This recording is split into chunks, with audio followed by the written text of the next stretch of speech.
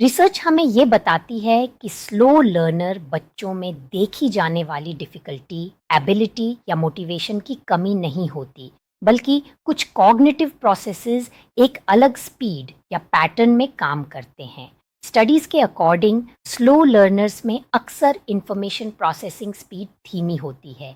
इसका मतलब ये है कि उन्हें इंफॉर्मेशन को समझने, ऑर्गेनाइज करने और उस पर रिस्पॉन्स देने में ज़्यादा समय लगता है।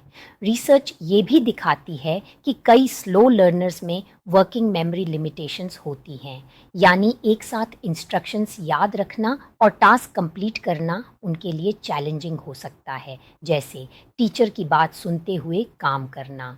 इसके अलावा अटेंशन रेगुलेशन, कॉन्सेप्ट्स को जनरलाइज करना और पहले सीखी हुई इंफॉर्मेशन को रिट्रीव करना भी मुश्किल हो सकता है।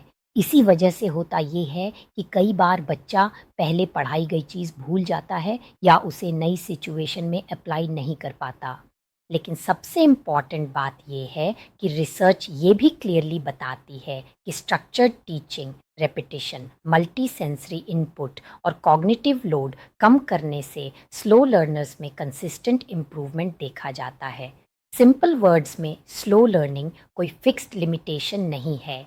ये सिर्फ ब्रेन के इंफॉर्मेशन प्रोसेस करने का एक अलग स्पीड और स्टाइल है, और जब सही सपोर्ट और टीचिंग मेथड्स मिलते हैं तो स्लो लर्नर बच्चे भी स्ट्रॉन्ग लर्निंग आउटकम्स अचीव कर सकते हैं।